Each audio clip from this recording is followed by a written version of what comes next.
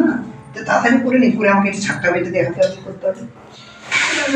এই দেখো মা এখন রান্নাঘরে আসলো, আমরা এখন চা খাইনি, বাবাইটা স্কুলে গেল, মানে আমার ছেলে স্কুলে গেল। আর ওয়েদারও আজকে মনে হচ্ছে ভালোই আছে, এই ওয়েদারে একটু চা খাওয়া যাবে, কারণ যা রোদ হয় রোজ দিন, রোদের মধ্যে চা খেতেও ভালো লাগে না। আর আমি চা খেতে কটা পছন্দ করি না, ওই যে মাও খাবে, আমি একটু খাবো, হাতে দুজনে বসে। কালকে জানো তো, না না আজকে নেই, কালকে তো কাজটা দিয়ে আসলাম। ও, তো কালকে দুটো পাউরুটি নিয়ে আসলে ভালো হতো, একটা নিয়ে আসলাম, অসুবিধা হলো। তো আবার পাউরুটি খেলে একটু অম্বল হয়ে যায়, টকটক হয়ে যায়।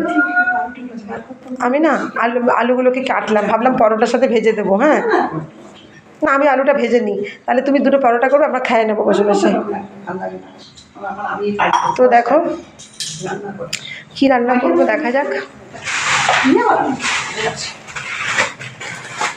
যদিও বাবা আসতো তাহলে একটু কিছু খাওয়া হতো, কিন্তু জানি না আসবে কি না। আর যদি আসে মানে টিকিট কেটে নিয়ে আসতেও পারে, জানি না কি হবে। তো দেখো এই দেখো আগুন তো দেখাতেন, এই যে দুধ গরম হচ্ছে, এই যে চা বসানো হয়েছে, আর এই যে এখানে বাবা অনেক ফুটানি আছে, অনেক দামি জিনিস খায়, তো সবসময় ভালো ভালো দোকানে গিয়ে চয়েস করে ভালোটা।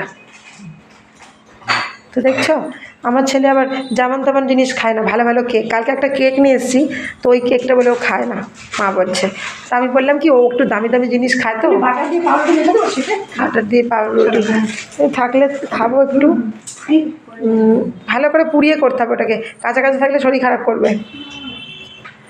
তো আমরা এখন চা খাবো বন্ধুরা, তো পরে আরও সারাদিনে অনেক কিছুই ভিডিও তোমাদের সাথে শেয়ার করব, ঠিক আছে? আর আমার পাশে থেকেও, আমার ভিডিওগুলো দেখো, পছন্দ হলে সাবস্ক্রাইব করো।